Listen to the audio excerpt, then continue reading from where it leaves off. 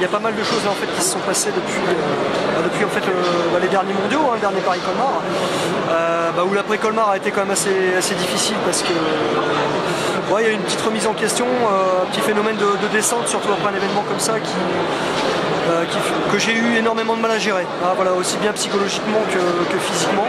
Donc voilà, je travaille énormément là-dessus. Et puis maintenant j'ai la chance de pouvoir, grâce à mon équipementier notamment,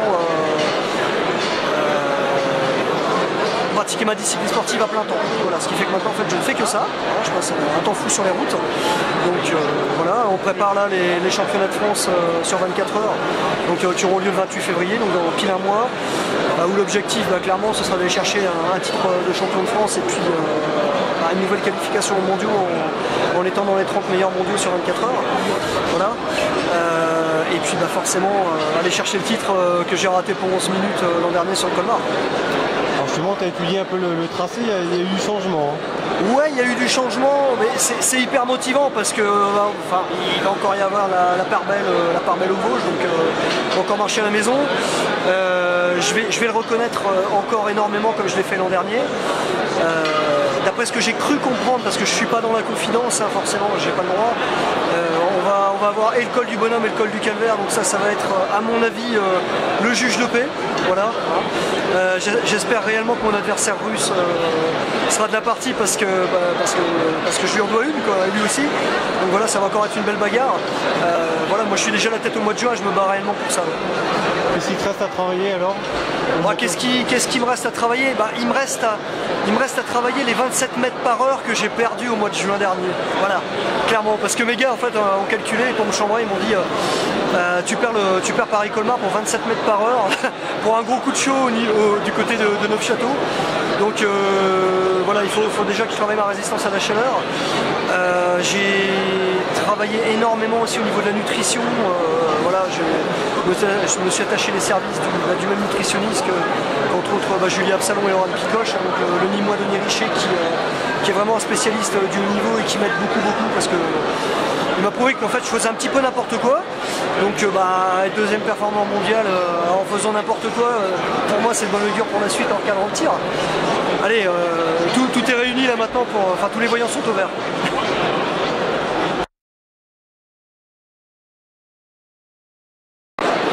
J'ai été honoré par la distinction du mérite sportif du meilleur entraîneur du département. Voilà, donc très content. Bon, l'équipe d'Étival Raon fonctionne bien cette saison particulièrement. Oui, on sort d'une belle victoire après être allé jouer à Paris 13.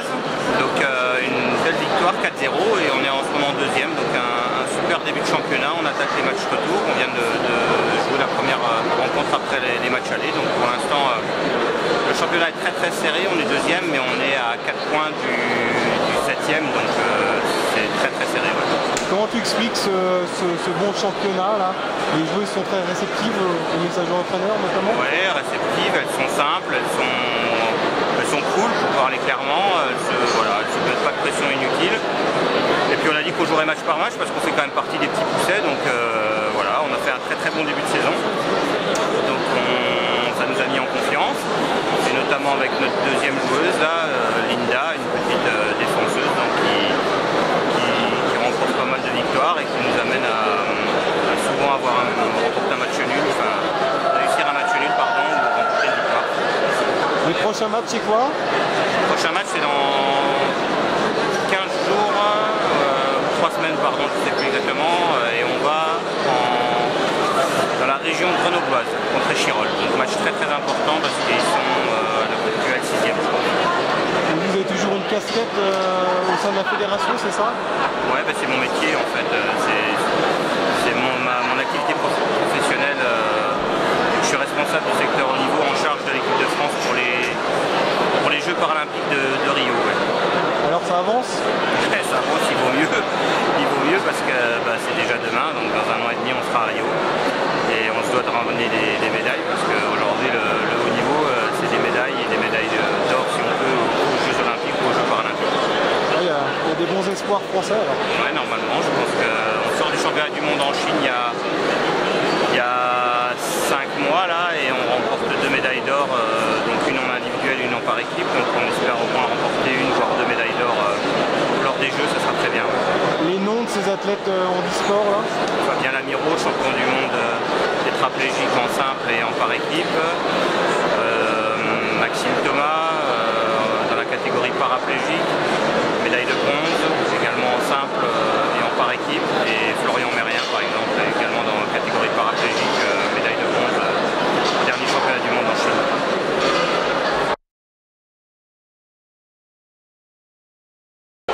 Ravi d'avoir cette distinction, c'est la première fois que je passe cette distinction, c'est un honneur de savoir que c'est les lecteurs, les internautes qui ont voté pour moi, ça a beaucoup de valeur de voir que mes exploits sportifs sont suivis par les Vosgiens. Ça récompense ton retour au premier plan et ce titre de champion d'Europe notamment? Champion d'Europe, peut-être champion du monde qui a peut encore plus marqué les esprits puisque ça faisait un certain temps que je courais après. Donc ça prolonge un petit peu l'euphorie de la saison 2014. Quelle est ton actualité? L'actualité c'est la reprise, encore quelques jours dans les Vosges avant de partir vers le sud de la France pour trouver des conditions d'entraînement plus favorables au niveau météo. Et puis donc il y a la période consacrée à entraînement foncier, donc de longues sorties avant le mois de mars et la reprise de la compétition et du travail qualitatif. Bien remis de ta blessure à l'épaule? Oui, ça va, la fracture de la clavicule est totalement remise, il n'y aura pas de séquelles, également pas de retard de pris dans la préparation, donc c'est l'histoire ancienne. Tu reprends en Espagne, c'est ça hein? Voilà, alors une reprise assez tardive au niveau international, donc j'ai un petit peu aussi décalé mes courses de reprise. La reprise aura lieu troisième semaine de mars en Espagne, avant l'ouverture en France de la Coupe de France à Marseille, le 29 mars. Enfin, tu as encore de l'appétit forcément pour cette année 2015. Quel titre tu vises? Le championnat du monde se déroulera pas très loin de chez nous, ce sera en Andorre. Ce sera l'objectif de fin de saison. Mais il y aura avant ça les Coupes du Monde, le championnat d'Europe sur un circuit qui pourrait me convenir en Italie dans le Trentin avec des pentes très raides. Conserver le maillot tricolore également. Voilà, une année 2015 qui est une saison pré-olympique. Donc c'est le dernier moment pour ajuster les dernières choses avant les Jeux 2016, pour également continuer à progresser avant l'échéance olympique. Est-ce qu'il y a des nouveautés techniques chez BMC là qu'on te propose cette année? Déjà en nouveauté, je vais continuer à plus utiliser le suspendu avec lequel j'ai gagné le championnat du monde. Également, il y aura une évolution de mon vélo cadre rigide, c'est-à-dire simplement avec fourche avant. Pour l'instant, je ne peux pas en dire beaucoup plus, mais il y aura un petit peu de nouveau là-dessus. Donc, on ne va pas dire qu'il y a des changements énormes, mais il y aura des petites évolutions.